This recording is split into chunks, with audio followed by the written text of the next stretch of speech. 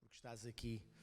Obrigado, Senhor, porque preparaste este tempo, Deus, para estar connosco e para nós estarmos contigo. E muito obrigado, Deus, porque quando nós estamos juntos para louvar e adorar o Teu nome, Tu dizes na Tua palavra que Tu és entronizado no nosso meio e que Tu ordenas sobre nós uma bênção, Deus, que de outra forma nós não teríamos. Muito obrigado, Deus, porque nesta hora Tu estás a operar na nossa vida, estás a trabalhar em nós. Muito obrigado, Senhor, porque a Tua palavra é viva e eficaz e ela penetra dentro de nós e nos transforma, nos muda, nos refresca, nos restaura, nos encaminha, Senhor. Muito obrigado, Deus, pelo Teu amor. Obrigado porque esse amor é tão profundo por nós, é tão altruísta, é tão inigualável, Deus, que sempre, Senhor, sem nós merecermos, Deus, esse amor nos constrange e nos leva a Ti, e esse amor nos faz vivermos para Ti e por Ti, Deus. Muito obrigado, Senhor, porque Tu não nos abandonas, porque Tu não nos desamparas, porque Tu não Te afastas de nós, mas estás sempre pronto para nos receber nos Teus braços de amor, Deus. Então nesta manhã, Senhor, recebe cada um de nós nos Teus braços, Deus, e afaga-nos, Deus, no Teu amor, Senhor. Acaricia-nos, Deus, com o Teu carinho, Senhor. E fala ao nosso coração nesta manhã, em nome de Jesus. Não queremos sair da mesma forma como entramos, mas queremos, ó Deus, em nome de Jesus, que Tu nos mudes a tal ponto de sairmos daqui, Deus, e pensarmos onde temos de mudar, como temos de mudar e como podemos ser melhores em relação a Ti, Deus. Senhor, em nome de Jesus, que a Tua palavra nesta manhã possa produzir fruto em nós, Deus, e que ela, Senhor, nos renove a mente e nos restaure. Em nome de Jesus Te agradecemos, Pai.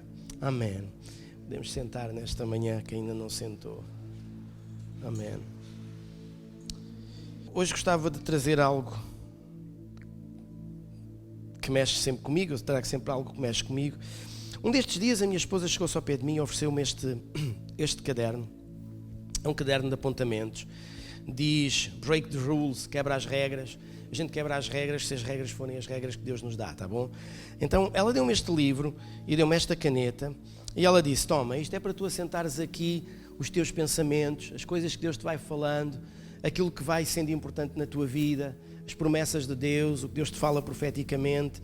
Então os teus pensamentos mais importantes, as tuas decisões mais importantes, escreve neste livro. E então ela deu-me um livro, né, páginas brancas, para eu escrever alguma coisa nele. E sabem, sempre que nós chegamos à passagem de ano, todos nós fazemos votos. Não, este ano é que vai ser assim, este ano eu vou agir de tal forma, este ano que vem, sim, eu vou decidir fazer as coisas de outra maneira, neste novo ano, e a gente faz uma quantidade de votos e decisões e coloca na cabeça uma quantidade de coisas que queremos fazer e mudar. Né? Então o que é que nós estamos a fazer? Estamos a tentar escrever uma história nova na nossa vida para o ano que vem. Okay? Quando nós chegarmos ao final deste ano, muitos de nós na passagem de ano vão fazer exatamente a mesma coisa. A questão é que muitas vezes ao longo da nossa caminhada na vida, nós vamos olhar para o livro que nós começámos a escrever de um ano para o outro e a gente começa a perceber que as páginas começam a ficar muito aborradas. Ok? Parece que a gente começa a escrever este caminho foi fixe, esta decisão foi boa, este caminho por onde eu andei e tracei foi fixe, consegui atingir este alvo, desculpem o fixe, consegui atingir este alvo, consegui chegar a este objetivo, mas depois passado um bocadinho a gente começamos a... Sabem, quando as coisas são boas na nossa vida e quando a nossa vida está mesmo bem, a gente não aprende nada. Quando tudo vai bem, a gente não aprende nada. Mas a experiência de vida, o crescimento da nossa vida e o amadurecimento da nossa vida só acontece quando a gente passa por situações difíceis. Então está aqui uma razão pelas quais muitas vezes Deus permite que coisas menos boas e más cheguem à nossa vida. Vocês sabem que elas vêm por dois motivos. Vêm porque alguma coisa à nossa volta aconteceu que nos atingiu e nós somos alheios a isso.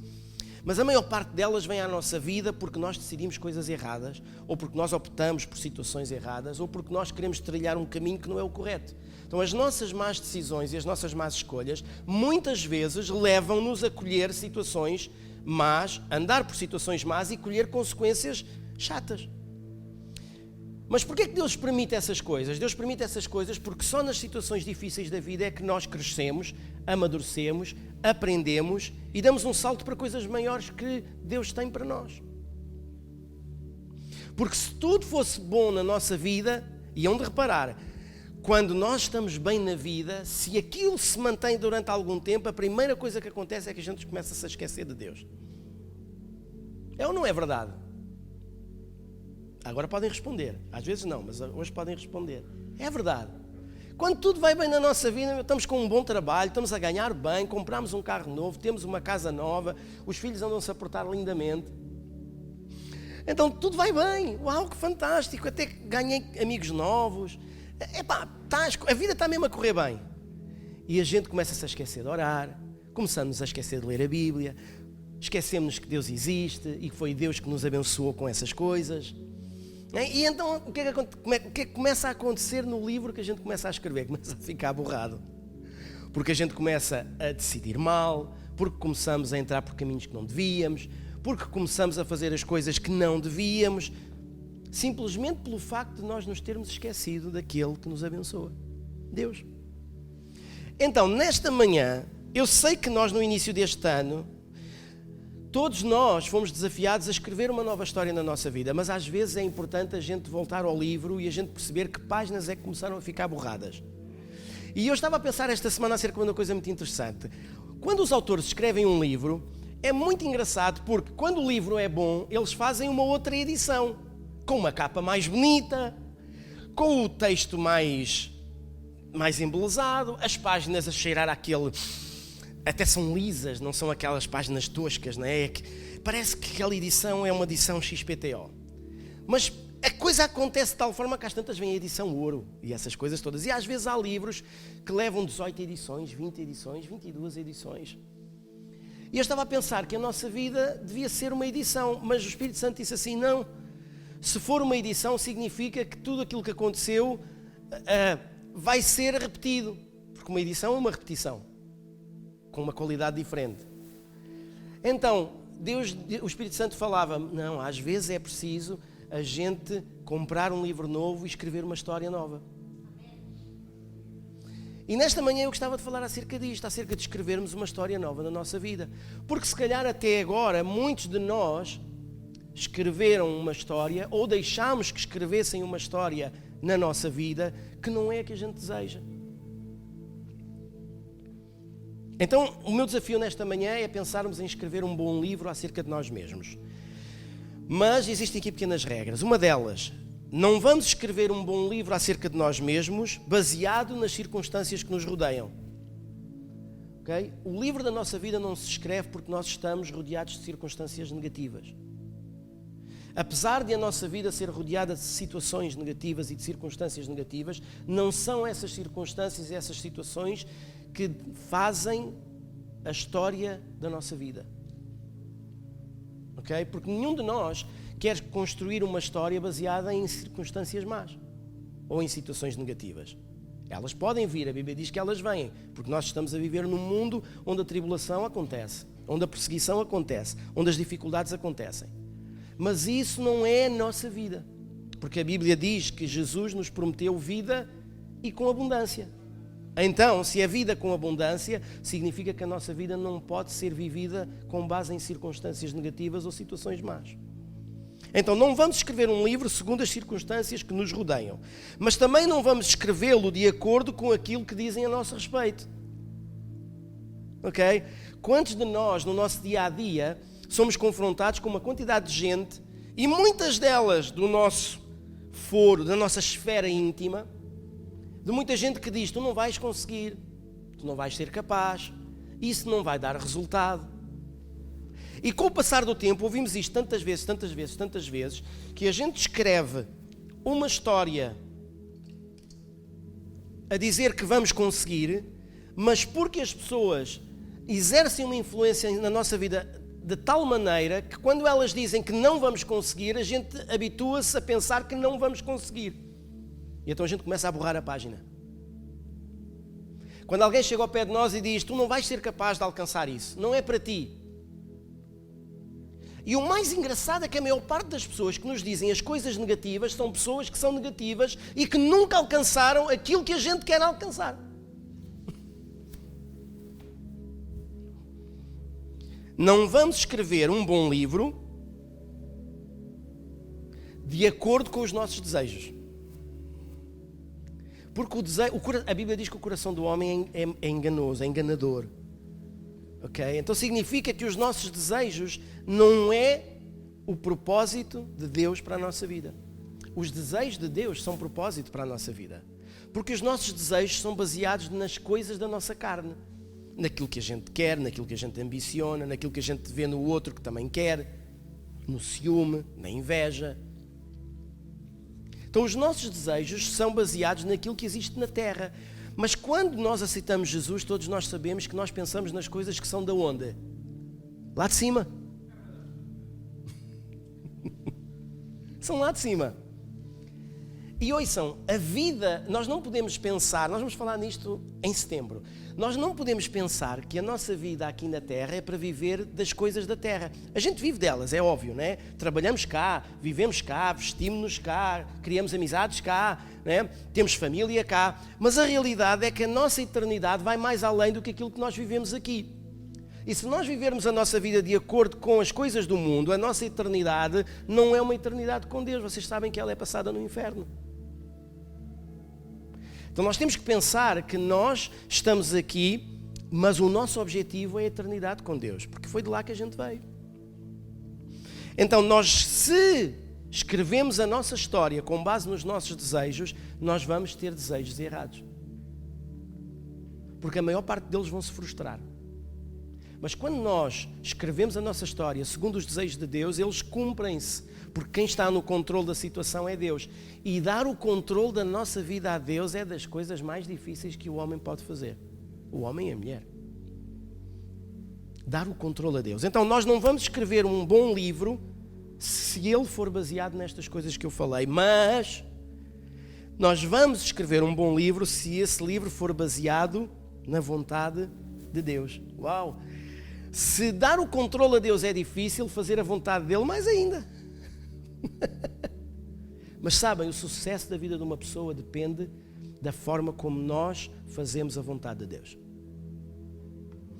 Romanos 12:2, olhem o que diz. Podes pôr aí. Diz assim. E não sede conformados com este mundo, mas sede transformados pela renovação do vosso entendimento, para que experimenteis qual seja a boa, agradável e perfeita vontade de Deus. Eu tenho uma outra tradução que diz assim: não se conformem com este mundo, mas sejam como gente diferente, gente nova, através da renovação do vosso entendimento. E dessa forma, vocês próprios hão de ver, por experiência própria, como a vontade de Deus é boa, agradável e perfeita. No original, este versículo está escrito de outra forma. Ele está escrito que quando nós fazemos a vontade de Deus, na nossa vida cumpre-se o que é bom, o que é agradável e o que é perfeito. É o que o versículo quer dizer no original. Bom, as novas traduções atualizadas já falam da forma como eu falei. Então, quando nós fazemos a vontade de Deus, as coisas boas, agradáveis e perfeitas de Deus acontecem na nossa vida. Então, a vontade de Deus é boa, perfeita e agradável. Ela acontece na nossa vida quando nós cumprimos a vontade dele em nós. Então, este livro da nossa vida, de cada um de nós, só pode ser escrito de forma correta se nós cumprirmos a vontade de Deus. Então, pastor, quer dizer que, entretanto, não vai haver aí uns borrões pelo meio? Vai! Porque Jesus dizia que no mundo tereis aflições. Mas Jesus também dizia, tende bom ânimo, porque eu já venci o mundo. Quando nós vamos a Gênesis, este era o último versículo que eu tinha, mas vou lê-lo já. Quando nós vamos a Gênesis, no capítulo 17 e no versículo 1, Deus diz assim: quando Abraão completou 99 anos, o Senhor lhe apareceu e declarou: eu sou o El Shaddai, o Deus Todo-Poderoso. Anda na minha presença e sê íntegro. Ali diz perfeito, sê íntegro. Então, perfeição e integridade. Queremos ser perfeitos e atingir a estatura perfeita de Cristo, como Paulo ensina, então vamos ser perfeitos na nossa maneira de ser. Como é que a gente cumpre isso? Andando na presença de Deus, porque só assim cumprimos a sua vontade. Então, cumprir a vontade de Deus. Ela é boa. Porquê que ela é boa? Gênesis 1:31. Então Deus contemplou toda a sua criação E eis que era tudo muito bom.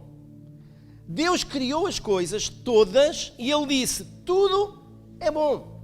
Agora, as coisas foram criadas mediante a vontade dEle ou não? Sim. Então a vontade de Deus é boa. E quando nós cumprimos a vontade de Deus na nossa vida, as coisas boas acontecem na nossa vida. Ok, era como eu dizia, de vez em quando a gente pode cometer um deslize. A gente às vezes peca aqui, a gente às vezes peca ali, às vezes a gente faz o que não deve, às vezes até pode tomar uma decisão menos boa. Pode acontecer na nossa vida porque nós somos humanos, como a gente costuma dizer. Mas esse pecado ou essa decisão errada ou essa má escolha ou alguma coisa que a gente tenha decidido fazer de forma errada não quer dizer que isso faça da nossa história um borrão. Pode fazer se a gente, entretanto, continuar a insistir nessas coisas erradas. Ok? Mas é suposto a nossa vida, segundo a vontade de Deus, ser escrita da melhor forma. Até porque, como eu digo, situações difíceis acontecem na nossa vida para crescermos, amadurecermos, ganharmos experiência, ajudarmos outros.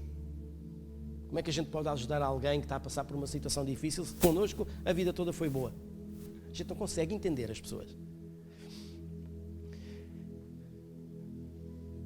A vontade de Deus é perfeita. Romanos 8:28. Estamos certos de que Deus age em todas as coisas com o fim de beneficiar todos os que o amam. Estamos certos de que Deus age, é Deus quem age, em todas as coisas. Todas é o quê? É só o que é bom? Todas são todas. O que é que diz o Salmo 23?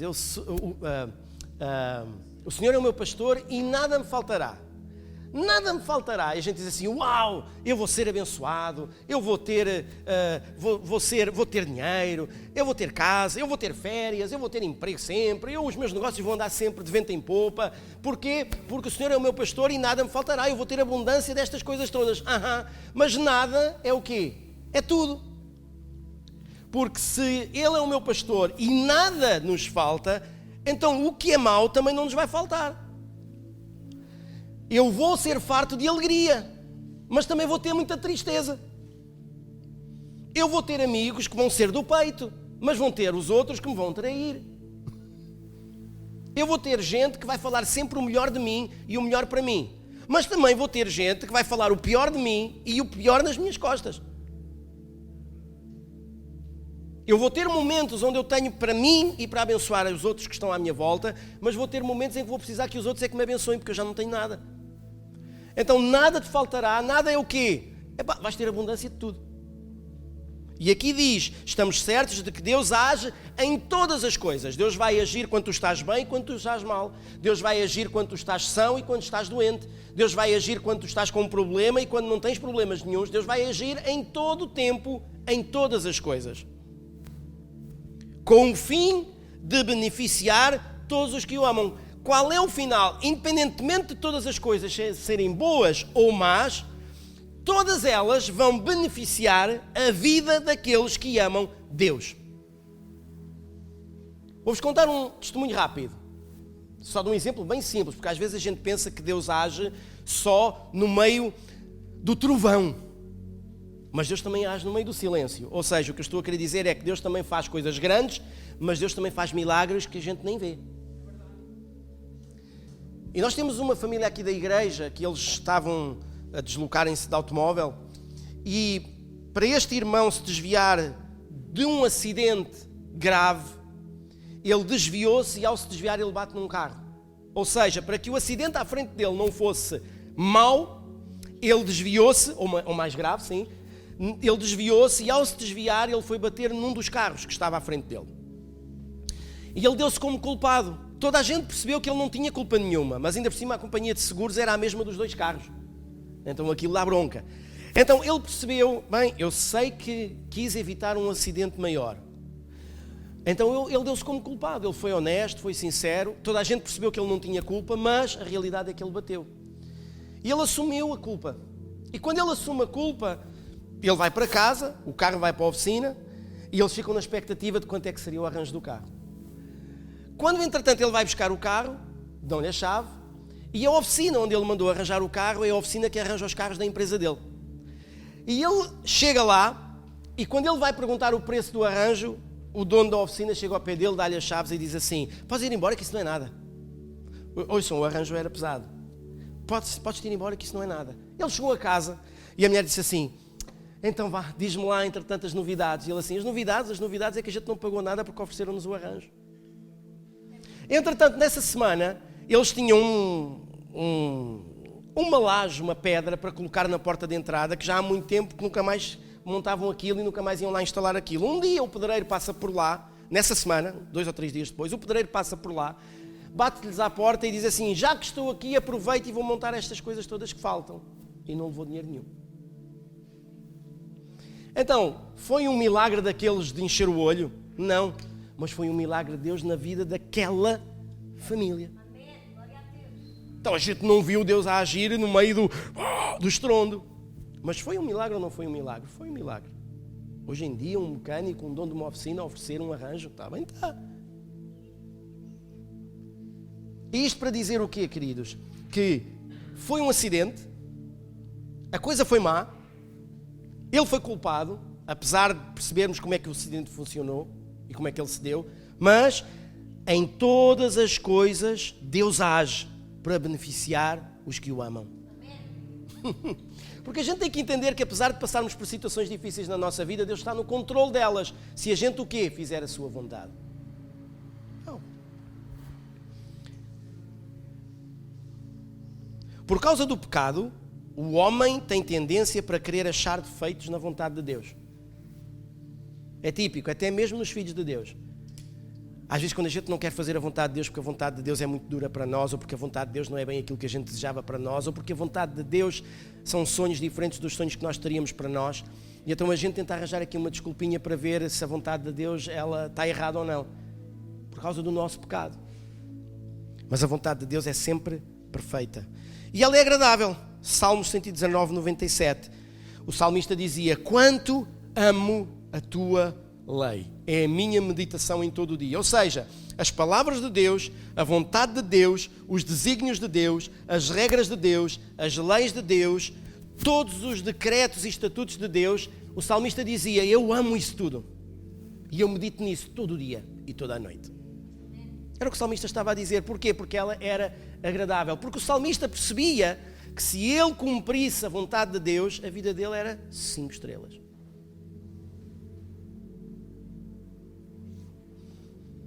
Mas o pecado também altera o paladar da vontade de Deus e às vezes para nós torna-se indigesta. Porquê? Porque a gente sabe que se cumprir a vontade de Deus a gente vai ter que engolir o nosso eu, o nosso orgulho, o nosso egoísmo. Mas sabem, queridos, não há ninguém melhor para ordenar e organizar a nossa vida do que Deus. Até porque a Bíblia diz que antes que nós fôssemos formados, olha, antes que eu ou tu fôssemos formados no ventre da nossa mãe, Deus já nos conhecia. Então Ele conhece-nos melhor do que nós próprios. E Ele sabe as necessidades que a gente vai precisar daqui a 1 ano, daqui a 2, daqui a 3. A gente nem sabe as necessidades, ou daquilo que a gente vai... Deus sabe as nossas necessidades e como providenciar essas necessidades, o bem para essas necessidades, daqui a 1, 2, 3, 4, 5 anos. Nós nem para amanhã sabemos o que é que vai acontecer, quanto mais. Quantas vezes Deus já nos livrou de coisas que nós nem pensávamos, nem imaginávamos, nem sabemos. E se um dia chegarmos ao céu e Deus nos mostrar as vezes que Ele já nos livrou ao longo da nossa vida toda, a gente vai perceber: eu nem sabia que isto ia acontecer, eu nem sabia que isto estava designado, eu nem sabia que isto estava planeado para a minha vida, eu nem sabia que isto estava traçado para o meu casamento, eu nem sabia que isto estava designado para a minha saúde, ou contra a minha saúde. Quantas vezes Deus já nos livrou e a gente nem sabe. Há relatos incríveis na Bíblia, estou quase a terminar, há relatos incríveis na Bíblia acerca de homens que fizeram coisas extraordinárias. E às vezes nós lemos esses relatos na Bíblia e a gente diz assim: eu sou mesmo insignificante. Como é que Deus me pode usar a mim se quando estes homens fizeram coisas tão extraordinárias? Como é que Deus me pode usar a mim? Como é que Deus pode agir na minha vida como agiu na vida destes homens que fizeram coisas milagrosas? Como? E às vezes nós até nos frustramos a nós próprios quando lemos certas passagens da Bíblia e às vezes até nos consideramos muito pequeninos e muito inferiores quando lemos certas passagens da Bíblia de homens que fizeram coisas extraordinárias, mas a gente precisa entender uma coisa: nenhum desses relatos de homens que fizeram coisas extraordinárias estão baseadas na força de cada um deles.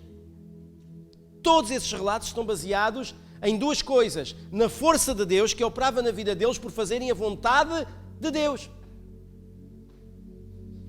Então essas coisas extraordinárias também podem acontecer na nossa vida e através de nós, se nós fizermos a vontade de Deus. Vou-vos dar um exemplo bem rápido. Gideão, Juízes 6. Vocês podem ler a história dele a partir daí.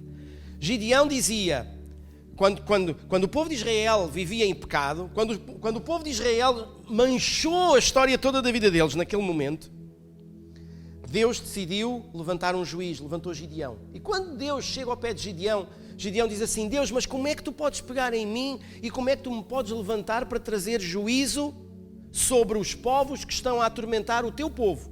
Porque o povo de Israel tinha pecado e o povo de Israel andava a ser... Sempre que o povo de Israel pecava, haviam outros povos que vinham e subjugavam Israel.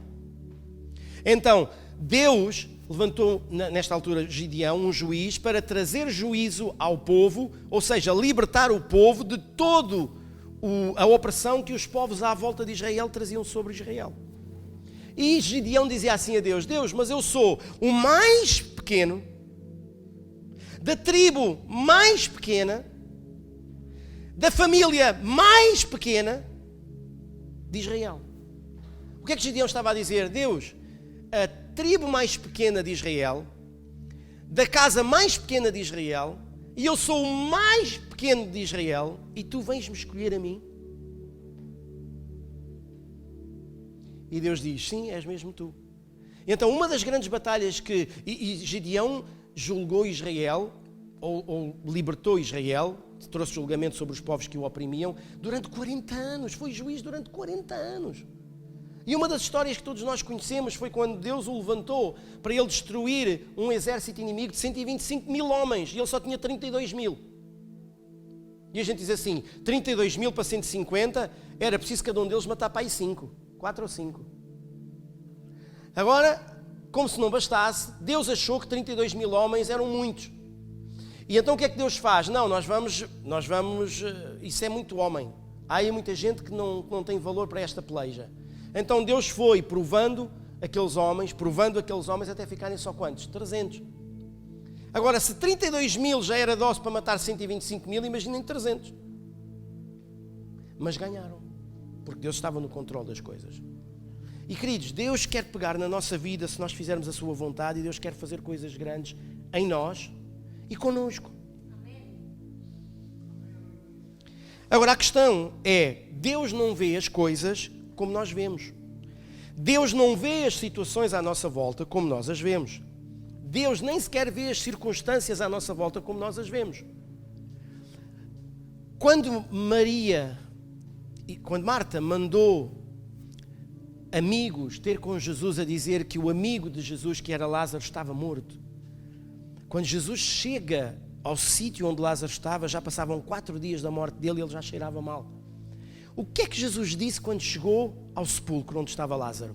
Jesus disse: esta morte ou esta situação não vai terminar em morte, mas é preciso que ele esteja morto para que Deus, meu Pai, seja glorificado. E o que é que Jesus fez? Ordenou ao morto que saísse, e Lázaro saiu do sepulcro e regressou à vida. A situação era má? Era. A circunstância era difícil? Era. Era de choro? Sim. Era de perda? Sim. Toda a gente estava mal, toda a gente gostava daquele homem, era um amigo de Jesus. Mas Jesus disse, apesar da circunstância ser difícil, apesar de tudo estar ao contrário, apesar disto ser um borrão na história de alguém, ainda assim, isto não vai ficar assim. Porquê? Porque é preciso que estas coisas erradas, más, difíceis, aconteçam para que o meu Pai seja glorificado. Então Deus não vê as coisas à nossa volta como nós as vemos.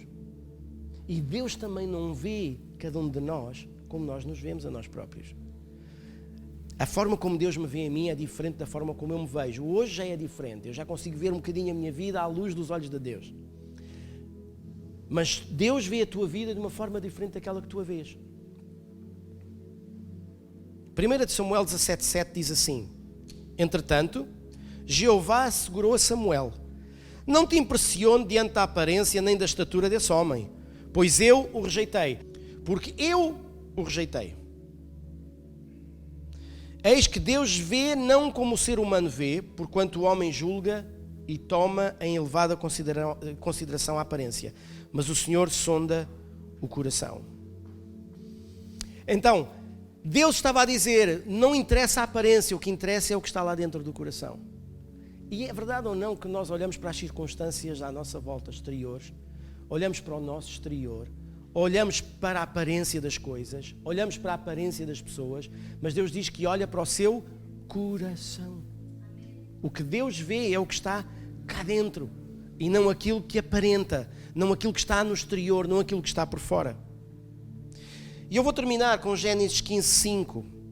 Então o Senhor conduziu Abraão para fora da tenda e orientou-o: olha para os céus e conta as estrelas, se é que o podes. E prometeu Deus a Abraão: será assim a tua posteridade ou a tua descendência? O que é que Deus estava aqui a prometer a Abraão? Olha, Abraão, tu já és velhote, eu sei que Sara também já é velhota, mas olha para os céus. Enquanto conseguires contar as estrelas, essa será a dimensão da tua descendência. Que grande promessa! Agora, Deus olhou para o exterior de Abraão? Não. Deus olhou para o coração dele. Por isso é que ele é chamado do homem da fé, mas isso é outra pregação. Gênesis 18, 10 a 14. Então ele lhe prometeu, quem? Deus: voltarei a ti no próximo ano, e então Sara, tua esposa, terá um filho. Sara escutava a conversa na entrada da tenda atrás dele. Ora, Abraão e Sara já eram idosos, com idade muito avançada. E em Sara, o ciclo mensal, ou a menstruação das mulheres, já havia cessado. Riu-se, portanto, Sara em seu íntimo. Riu-se, agora reparem, Sara riu-se no seu íntimo. Agora, Deus olha para o coração do homem. E ela riu-se aonde? No íntimo. Riu-se, portanto, Sara no seu íntimo, considerando: agora que estou velha, e velho também está o meu senhor, como ainda teremos prazer sexual? Entretanto, o Senhor questionou Abraão: porque se ri Sara, conjeturando: será possível que vou dar à luz agora que sou velha? Acaso existe algo extraordinário demais para Jeová? Nesta mesma época de primavera, no próximo ano, retornarei à tua presença e Sara terá um filho. Eu estava a dizer que Deus olha para nós de uma forma diferente daquela com que nós olhamos para nós próprios. Deus olhou para Sara, mas Sara olhou para ela e ela viu a condição exterior dela. E ela riu-se. O riso dela no seu íntimo era como quem diz: isto não é possível. Deus deve estar a brincar connosco. Então Sara olhou para ela e ela viu nela própria uma incapacidade para que as coisas pudessem acontecer. Ela olhou para ela e ela percebeu que ela não tinha como fazer alguma coisa para que aquilo que Deus tinha prometido pudesse acontecer. Ela olhou para ela e minimizou-se. Ela olhou para ela e viu-se incapaz. Ela olhou para ela e viu-se sem meios. Ela olhou para ela e viu-se sem possibilidade. E quantos de nós olhamos para nós próprios e nós achamos que nós não podemos, não somos, não vamos, não conseguimos? A nossa vida é sempre a mesma coisa, não saímos da cepa torta. O médico diz que aquilo que a gente tem é impossível de se tratar e a gente acredita naquilo. O nosso relacionamento com a nossa esposa e com o nosso marido não vai bem e a gente acomoda-se àquilo porque já não há volta a dar. A gente olha para nós e para as nossas coisas de uma forma completamente diferente do que aquelas que Deus vê. Agora, Sara aqui via-se de uma forma diferente ou não via? Ela via-se de uma forma humana. Porque ela não estava a acreditar na boa, perfeita e agradável vontade de Deus. Mas olhem como Deus via Sara. Hebreus 11:11.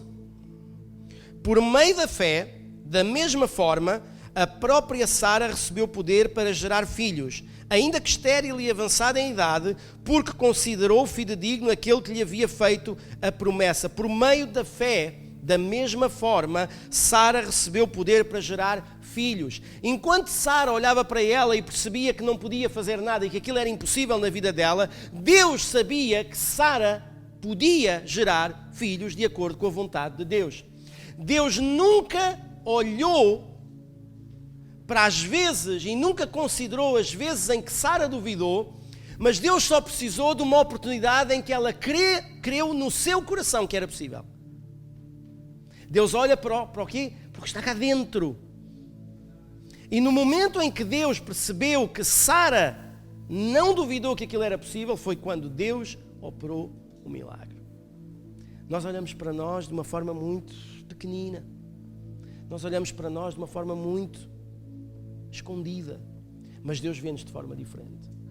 Então tu podes escrever uma história diferente na tua vida. Tu podes escrever uma história diferente na tua vida se tu fizeres a vontade de Deus. E a vontade de Deus acha-se no meio de uma vida de integridade com Ele e de intimidade com Ele. Então aí nós podemos fazer coisas grandes e fortes que nós não conhecemos, como a palavra de Deus diz. E nós podemos ser lançados para coisas que nós nunca pensámos que podíamos fazer, ou ser, ou alcançar. Então o segredo de uma nova história está em fazer a vontade de Deus. Amém? Deus não olhou para todas as vezes que Sara duvidou, mas para o momento em que o seu coração creu. Okay? E eu nesta manhã gostava de vos perguntar: quantos de vocês querem crer de que o que Deus tem para a nossa vida vai muito mais além do que aquilo que cada um de nós pode ou poderia eventualmente pensar acerca de nós próprios? Eu acredito que Deus tem para a minha vida coisas que vão muito mais além do que aquilo que eu espero, do que aquilo que eu sou, do que aquilo que eu tenho sido até aqui. Deus pode mudar a circunstância de qualquer um de nós, seja ela qual for. Eu não vou mencionar aqui circunstâncias ou situações difíceis ou debilidades da nossa vida. Cada um de nós encaixa-se naquilo que está a viver no momento. Mas, queridos, eu queria que vocês percebessem nesta manhã que há uma história nova que Deus quer traçar na vida de cada um de nós daqui para a frente. Daqui para a frente. Eu vou usar este meu livrinho para tentar perceber. E escutem, se às vezes houver alguma situação na minha vida que me está a tirar o foco ou que me está a desviar do caminho, eu vou escrevê-lo aqui, para que eu possa perceber que naquele momento, naquele dia, naquela hora, eu estava a fazer algo que não era segundo a vontade de Deus. Eu gosto às vezes de pegar nas coisas que eu escrevo e relê-las. Grandes homens de sucesso, eu vou terminar com isto, grandes homens de sucesso são o resultado daquilo que eles foram escrevendo ao longo da vida deles e que eles foram revendo. Não pensem que grandes homens, cristãos ou não, cristãos ou descrentes, os dois, qualquer homem de sucesso relê muitas vezes aquilo que escreveu desde que começou a escrever até ao dia em que vive. Porque às vezes é preciso a gente voltar atrás e perceber o que é que Deus me prometeu. Deus prometeu-me isto e eu nunca alcancei isto. Porquê? Porque eu meti os pés pelas mãos em algum momento, não fazendo a vontade dele. E a gente tem que saber escrever e tem que saber ler. Então eu gostava de vos desafiar nesta semana que vai entrar a comprarem um livrinho deste género, onde vocês podem... Isto é bonitinho, obrigado, amor. Que vocês possam comprar um livro onde vocês possam escrever aquilo que realmente é importante na vossa vida. O que é que Deus vos fala? Eu tenho este livro na mesinha de cabeceira. Porquê? Porque se eu acordar à meia da noite com um sonho que Deus me deu, ou com alguma revelação que Deus me trouxe, eu escrevo. Então escrevam a vossa história. Mas não é só escrever à medida que as coisas vão acontecendo. Escrevam. Escrevam aquilo que vocês querem alcançar. Escrevam as promessas que estão na palavra de Deus e que vocês querem que se cumpra na vossa vida. E de vez em quando vão lendo o livrinho. E vão fazer... Vocês haviam de ver o livro do Nuno Pimentel. O livro do Nuno Pimentel ninguém consegue. Tu podes perder o livro à vontade aqui na igreja que ninguém vai conseguir ler isso. É que ele tem uma letra tão pequenina, tão pequenina, tão pequenina, tão pequenina, que eu acho que nem com uma lupa a gente lá consegue chegar. Um dia deste ele chegou-se ao pé de mim e disse-me assim: vê um dia deste já foi há um tempinho atrás. Lê estas 2 ou 3 páginas que eu tenho aí. E eu assim, aham. E eu lá ia tentando ler aquilo com muito custo, levei tempo. Mas ele escreve. E isso é bom, e às vezes é bom a gente chegar e dizer assim: já cumpriu-se isto. Ok, um visto. E é assim que a gente vive a nossa vida, queridos. Porque Deus tem tanta coisa para cada um de nós. E apesar das circunstâncias muitas vezes serem negativas na nossa vida, e sermos perseguidos, e estarmos aflitos, e às vezes haverem coisas na nossa vida que acontecem que a gente não entende, Ainda assim, queridos, todas as coisas cooperam para o bem daqueles que amam a Deus. Então tudo tem um final que é sempre benéfico para aqueles que amam Deus. Por isso é que no meio da adversidade e no meio dos tempos difíceis eu gosto de agradecer a Deus e gosto de louvar Deus. Porque não são as situações más que me tiram a alegria de ser filho dele. E mesmo que a situação seja difícil, Deus, obrigado por esta situação difícil. Deus, estou doente, obrigado. Deus, estou aflito, obrigado. Deus, estou... Porquê obrigado? Porque eu sei que quando isto passar, eu vou ser beneficiado de alguma maneira. Porque é o que a palavra de Deus promete. Então, o desafio nesta manhã é que nós possamos escrever, a partir de hoje, uma história diferente na nossa vida. Cerquem-se das pessoas certas para que essa história aconteça. Nós relacionamos-nos com todos. Nós precisamos ser ponte entre todos. Mas há aquelas pessoas que vêm no tempo certo. Às vezes a gente diz assim, o melhor amigo não é aquele que está sempre presente. O melhor amigo é aquele que mesmo distante a gente sabe que pode contar com ele. Vou-vos dizer uma coisa, o melhor amigo é aquele que no momento em que a gente precisa estar presente. E às vezes nem é uma pessoa dos nossos relacionamentos. Mas foi o nosso melhor amigo no momento. Foi o nosso melhor amigo no momento. Vamos orar? Paizinho querido, muito obrigado, Senhor, pelo que trouxeste à nossa vida nesta manhã com a Tua palavra, Deus. Senhor, nós temos experiência na nossa vida, Deus, de que quantas vezes nós decidimos as coisas da nossa vida e elas não deram certo. E para além de não terem dado certo, nós escolhemos consequências tão negativas em nós, Deus. Senhor, nós nesta manhã aprendemos, Deus, que se nós fizermos a Tua boa, perfeita e agradável vontade, Senhor, em nós, Pai, nós sabemos que nós vamos ser bem-sucedidos. E nós sabemos que apesar das circunstâncias serem difíceis em momentos da nossa vida, nós sabemos que todas elas são benéficas no final para o bem daqueles que Te amam, Deus. Senhor, que nesta hora nós possamos ter a consciência, Deus, que é obedecendo à Tua vontade que nós conseguimos reescrever uma história diferente na nossa vida daqui para a frente. Deus, nós queremos, Senhor, ser achados agradáveis diante de Ti, Deus. Nós queremos que Tu tenhas prazer na nossa vida. Pai, nós temos aprendido, Senhor, que sermos íntegros diante de Ti e estarmos diante da Tua presença e sermos íntimos de Ti é o que nos faz obedecer, Senhor, à Tua vontade. Que nesta manhã nós possamos ter esta consciência, Deus. Senhor, e que mesmo passando neste momento por situações difíceis, Deus, ainda assim, Senhor, nós deixamos nas Tuas mãos a nossa vida, Deus. Sabendo, Pai, que Tu cuidas de nós como ninguém, que Tu nos conheces como ninguém, Deus. E que o fim de todas as coisas, Deus, é melhor do que o princípio delas. Então, Senhor, nesta hora, ajuda-nos, Deus, segundo a Tua vontade, a escrever uma nova história em nós, Deus. Em nome de Jesus. Senhor, ajuda-nos a crescer em Ti, ajuda-nos a amadurecer em Ti, Deus.